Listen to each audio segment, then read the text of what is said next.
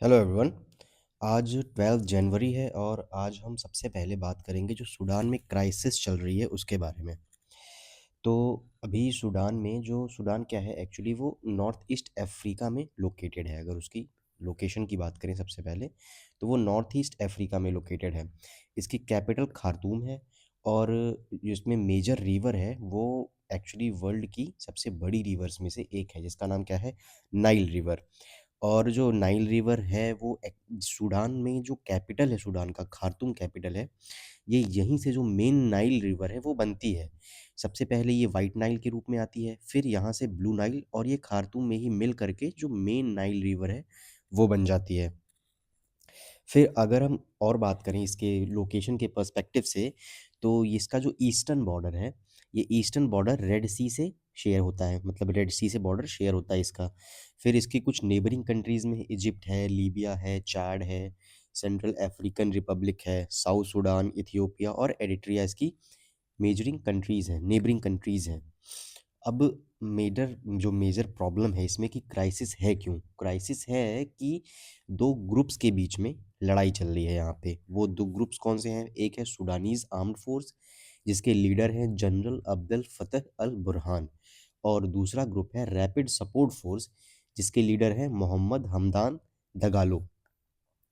तो इन दोनों लोगों को ही सूडान कंट्रोल कर रहा है और दोनों लोग आपस में लड़ रहे हैं सूडान को कंट्रोल करने के लिए और दोनों लोगों के पास अपनी-अपनी आर्मी है।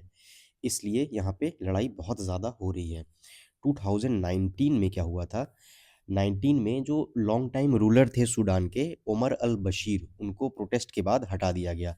फिर 2021 में क्या हुआ, 2021 में मिलिट्री कू हुआ और सिविलियन गवर्नमेंट को साइडलाइन किया गया और 2023 से ही एसएएफ और आरएसएफ के बीच में फुल स्केल आर्म्ड कॉन्फ्लिक्ट चल रही है जिसको ये दोनों लोग लीड कर रहे हैं।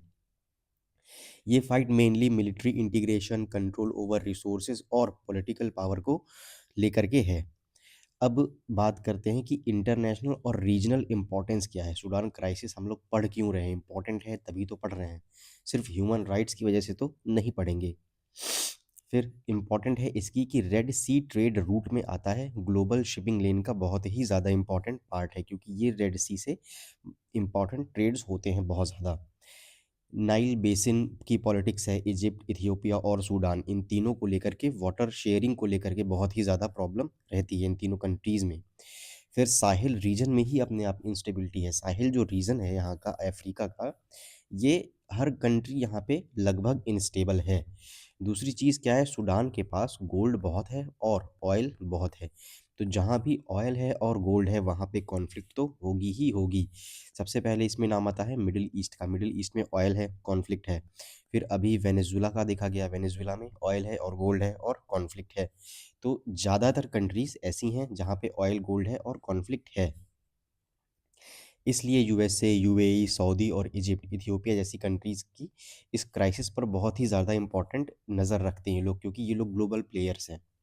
ह्यूमैनिटेरियन इम्पैक्ट देखें इसका तो lakhs of people internally displace हो गए हैं और रेफ्यूजी क्राइसिस आ गया है चैड, इजिप्ट और साउथ सुडान जैसी कंट्रीज़ में। यूएन ने इसे वन ऑफ द वर्ल्ड का वर्स्ट ह्यूमैनिटेरियन क्राइसिस बोला है। इंडिया ने क्या किया? इंडिया ने ऑपरेशन कावेरी किया था। क्या किया था? ऑपरेशन कावेरी। ये ऑपरेशंस भी ध्यान होने चाहिए आपको। ऑपरेशन कावेरी किया था अपने सिटीजन्स को इवैक्यूएट करने के लिए जब यहाँ पे वॉर ब्रेकआउट हो गई थी पूरे तरीके से और कॉन्फ्लिक्ट अभी तक रुका नहीं है। तो अब फ्यूचर में देखते हैं क्या होता है इनका फ्यूचर। और एक चीज़ और है कि अभी रिसेंट में एक नया एरिया है जिसका नाम है नॉर्थ कार्दोफान। ये यहाँ का एरिया है। इस एरिया में भी कॉन्फ्लिक्ट शुरू हो गई है फिर से नए तौर पे। और हेग्लिग है जो कि सूडान की सबसे बड़ी ऑयल फील्ड है। ये कुछ फैक्ट्स थे इसके रिलेटेड। फिर अगर इसकी डेली पीडीएफ या मंथली पीडीएफ चाहिए, दोनों टेलीग्राम चैनल पे हैं। उसका लिंक कहाँ पे है? डिस्क्रिप्शन में है। फिर जो नेक्स्ट टॉपिक है वो है डूम्सडे ग्लेशियर। अब जैसा कि नाम से ही लग रहा है डूम्सडे मतलब इस ये ग्लेशियर कुछ बुरा न्यूज़ लेकर के ही आएगा। तो इसका असली नाम क्या है? थेवाइड ग्लेशियर, जो कि कहाँ पे है? ये रहा, यहाँ पे थेवाइड ग्लेशियर है। ठीक है, साउथ वेस्ट में है ये, किसके? एंटार्क्टिका में एंडमंड सी से बॉर्डर शेयर करता है। अब ऐसा कहा जाता है कि अगर ये ग्लेशियर क्लाइमेट चेंज की वजह से पूरी तरीके से मेल्ट हो गया, पिघल गया, तो ग्लोबल सी लेवल 65 सेंटीमीटर तक राइज कर सकता है। तो अब देखते हैं कि इसको रोकने के लिए क्या हो रहा है, क्योंकि यूएसए जो कि बहुत ही इम्पोर्टेंट प्लेयर है क्लाइमेट चेंज को लेकर के, वो प्रेसिडेंट ट्रम्प के अंदर सारी क्लाइमेट फोरम से, जो कि मेजर इंपॉर्टेंट क्लाइमेट फोरम्स हैं, उनसे बाहर निकल रहा है। क्योंकि यूएसए को ऐसा लगता है कि फंडिंग हमेशा वन साइडेड होती है, यूएसए बहुत ज़्यादा फंडिंग करता है, तो इस वजह से यूएस हर चीज़ से बाहर निकल रहा है। तो अब क्लाइमेट चेंज का फ्यूचर क्या होता है वो देखते हैं। फिर जो हमारा नेक्स्ट टॉपिक है वो है एरोसॉल से रिलेटेड। एरोसॉल्स न्यूज़ में इसलिए क्योंकि अभी रिसेंट में एक स्टडी की गई और वहाँ पे पता चला कि वाटर वेपर जो है वो एटमॉस्फेयर को एरोसॉल से ज़्यादा ही हीट कर देते हैं। तो इसीलिए ये स्टडी आई। अभी तक ब्लेम एरोसोल्स पे ज़्यादा जाता था कि ये लोग तो बहुत ही ज़्यादा गर्मी फैलाते हैं एटमॉस्फेयर में और ग्रीन हाउस गैस के बहुत ही बड़े कॉज हैं। पर अभी एक चौंकाने वाली स्टडी सामने आई जिसमें बोला कि नहीं, असली प्लेयर कौन है, वाटर वेपर है। फिर एरोसॉल्स होते क्या हैं? एरोसॉल्स एटमॉस्फेयर में सस्पेंडेड माइक्रोस्कोपिक सॉलिड या लिक्विड पार्टिकल्स हैं। ये गैस नहीं होते हैं बल्कि पार्टिकल्स होते हैं जो हवा में लटके रहते हैं। लटके रहते हैं इन द सेंस सस्पेंडेड रहते हैं, इतने हल्के होते हैं ना ये कि ग्रेविटी इन्हें नीचे पुल नहीं कर पाती, इसीलिए एक ही जगह पे ये हवा में बने रहते हैं। अब इनके टाइप्स की बात करें तो नेचुरल एरोसॉल्स और एंथ्रोपोजेनिक सोर्स दो आ जाएंगे। तो एंथ्रोपोजेनिक सोर्सेज में sulphates, nitrates, black carbon, industrial smokes यहाँ से निकल रहे हैं एरोसॉल्स। और नेचुरल सोर्स में क्या आएंगे? Dust, salt, volcanic ash, pollens, जो पॉलेंस प्लांट्स रिप्रोड्यूस करने के लिए रिलीज करते हैं वो भी आते हैं इसमें। अब दूसरा चीज़ है कि एरोसॉल्स का क्लाइमेट पे क्या इफेक्ट पड़ता है। तो कुछ इफेक्ट डायरेक्ट हैं और कुछ इफेक्ट इनडायरेक्ट हैं। तो जो डायरेक्ट इफेक्ट हैं वो है कि एरोसॉल सनलाइट को रिफ्लेक्ट करता है और अर्थ सरफेस को ठंडा रखता है। फिर इसे कहते हैं ग्लोबल डिमिंग। ठीक है। फिर जो इनडायरेक्ट इफेक्ट है उसमें एरोसॉल्स क्या करते हैं, कंडेंसेशन न्यूक्लियाई की तरह बिहेव करते हैं और क्लाउड फॉर्मेशन में हेल्प करते हैं। ज़्यादा एरोसॉल्स होंगे तो छोटी बूंदें बनेंगी और ज़्यादा रिफ्लेक्टिव क्लाउड बनेंगे जिससे लेस रेनफॉल होगी पर कूलिंग ज़्यादा होगी। एक जैसे इतने सारे एरोसॉल्स हैं तो बूंदें थोड़ी जो पानी की हैं वो बड़ी बनेंगी, क्योंकि वाटर वेपर के पास बहुत ज़्यादा वो नहीं रहेंगे ना, पार्टिकल्स नहीं होंगे कंडेंस होने के लिए। लेकिन अगर बहुत ही ज़्यादा एरोसॉल्स हैं तो जो बूंदें छोटी बनेंगी पर रिफ्लेक्शन बहुत ज़्यादा होगा और उससे कूलिंग बहुत ज़्यादा होगी। इसलिए एरोसॉल्स ग्लोबल वार्मिंग के इफेक्ट को पार्शली मास्क कर देते हैं थोड़ा सा, क्योंकि ये कूलिंग भी करते हैं। लेकिन सारे एरोसॉल्स कूलिंग नहीं करते, ये एक मिथ है। क्योंकि एक एरोसॉल है जिसका नाम है ब्लैक कार्बन। अब ब्लैक कार्बन क्या करता है? ब्लैक कार्बन सनलाइट को रिफ्लेक्ट करने की जगह एब्जॉर्ब कर लेता है और फिर इससे क्या होती है, वार्मिंग और ग्लेशियर मेल्ट। डूम्सडे जैसे ग्लेशियर इससे मेल्ट होते हैं और फिर क्या होते हैं, वर्ल्ड का ग्लोबल सी लेवल बढ़ता है। जैसा कि पता ही होगा आपको कि जो ब्लैक कार्बन है वो अंटार्कटिका या आर्कटिक तक दोनों जगह तक पहुंच गए हैं। फिर एरोसॉल्स और इंडियन मॉनसून में भी कुछ रिलेशन है। ये है कि इंडिया में हाई एरोसॉल लोड होता है तो सरफेस कूल होगा और लैंड सी टेम्परेचर कॉन्ट्रास्ट कम होगा। तो ये होने से मॉनसून सर्कुलेशन वीक हो जाएगा। अगर लैंड सी टेम्परेचर कॉन्ट्रास्ट कम है तो मॉनसून सर्कुलेशन कम होगा और इसकी वजह से डिलेड या वीकेंड मॉनसून रेनफॉल होती है। और फिर एनवायरनमेंट और हेल्थ पे इम्पैक्ट भी है, क्योंकि एरोसॉल्स मेनली छोटे पार्टिकल्स होते हैं तो इनको PM2.5 या PM10 में कैटेगराइज किया जाता है, जिससे ये लंग्स को पेनिट्रेट कर सकते हैं, ब्लड स्ट्रीम्स में एंटर कर सकते हैं। और अब एक नया पार्टिकल आ गया जिसका नाम है PM1। इसके बारे में हमने पहले ही बात की हुई है, अगर आपको याद है तो आप कमेंट में बता सकते हैं। तो ये था किस चीज़ से रिलेटेड, एरोसॉल्स से रिलेटेड। फिर जो हमारा नेक्स्ट है वो है एक एक्सरसाइज जिसका नाम है सांझा शक्ति। ये मेनली एक मिलिट्री और सिविल फ्यूजन एक्सरसाइज है जो इंडियन आर्मी की सदर्न कमांड में, जो कि गोवा, महाराष्ट्र और गुजरात के एरिया में है, उन्होंने मिल करके सिविलियन एजेंसीज जैसे Mumbai police, fire services, ambulances, इन सब के साथ मिल करके किया है कि क्राइसिस की सिचुएशन में सारी एजेंसीज एक साथ मिलिट्री के साथ मिल करके कैसे क्राइसिस को कम करेंगी। फिर जो नेक्स्ट टॉपिक है वो है माधव गढ़गिल के रिगार्डिंग। ये क्या है, इन्हें father of modern Indian ecology कहते हैं और इनकी अभी 2026 में डेथ हो गई है। फिर अब ये इम्पॉर्टेंट क्यों है, क्योंकि इन्होंने वेस्टर्न घाट्स की रिलेटेड एक कमिटी थी जिसका नाम था गडगिल कमिटी, उसको हेड किया था और गडगिल रिपोर्ट दी थी।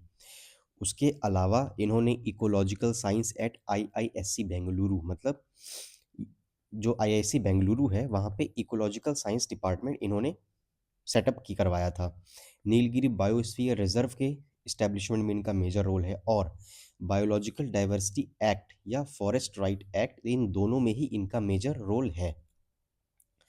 तो अब जो हम देखेंगे ये कि जो ये दो कमिटीज़ थीं, गडगिल रिपोर्ट और कस्तूरी रंगन रिपोर्ट, इनमें मेनली क्या डिफरेंस था।